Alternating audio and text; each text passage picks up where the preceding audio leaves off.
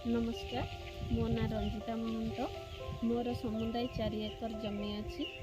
मु 7-8 वर्ष पूर्वर पारंपरिक पद्धति धान चाष किछि पनीपरिबा चाष करुथिली। 2017 मसीहा ठारू फार्मर फास्ट प्रोजेक्ट माध्यम वैज्ञानिक मानक द्वारा विभिन्न प्रकार ट्रेनिंग नहीं धान चाष, मांडिया चाष, पनीपरिबा चाष एवं छतु चाष, फल चाष करुछि।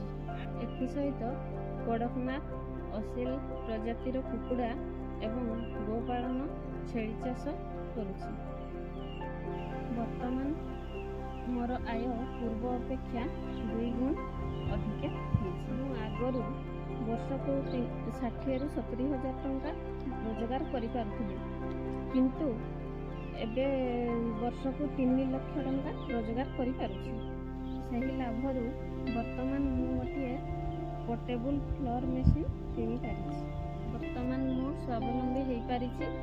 मोर परिवार प्रतिपोषण रे मध्य सहाय्य करि पारुछि। सेति पई फार्मर फास्ट प्रोजेक्ट को बहुत बहुत धन्यवाद।